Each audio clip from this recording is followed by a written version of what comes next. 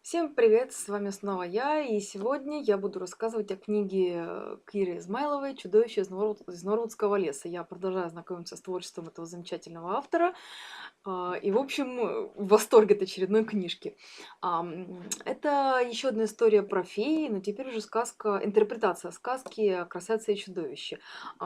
Чудовище есть, оно живет в Норвудском поместье, и красавица тоже, ее зовут Триша, только она вовсе не младшая дочь торговца, а его сестра, которая считается почему-то старой девой, она присматривает за тремя дочерьми брата. Ну и когда он вернулся из очередной поездки, рассказал, как заплутал в лесу в метели, вышел к поместью, конечно же, сорвал розу, и за это или он сам, или одна из его дочерей должны будут вернуться в поместье.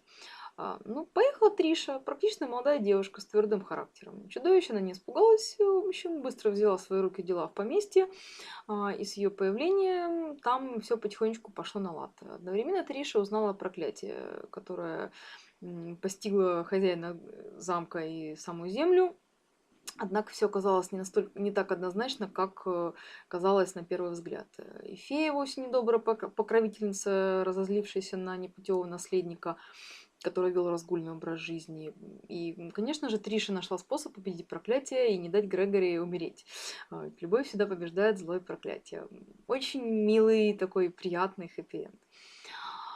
Эту книгу, как и предыдущие, я буквально проглотила. Очень понравилось переложение этой сказки, а еще очень радуют герои у Киры. Они адекватные, разумные, рассудительные девушки, при этом не перегибающие палку в стремлении к независимости и самостоятельности.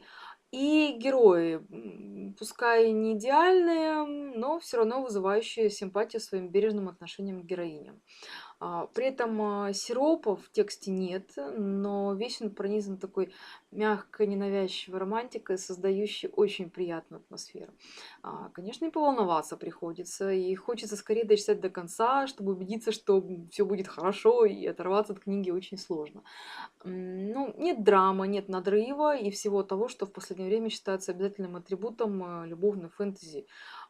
И, в общем, произведение Кира, наверное, на мой взгляд, яркий пример, как можно описать отношения без скачков и накала страстей, ровно и спокойно, и при этом гармонично, интересно и правильно.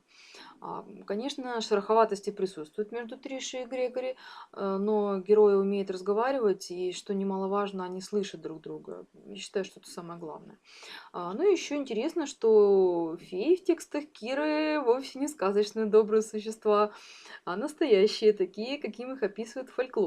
Себе на уме, корыстные, зачастую злобные, легко причиняющие вред другим и зачастую преследующие исключительно свою выгоду. С большим удовольствием продолжу знакомиться с творчеством автора в общем и целом, и в частности с циклом про фей дальше. Напоминаю, я рассказывала про книгу Киры Измайловой «Чудовище из Норвудского леса». Всем пока, до новых встреч!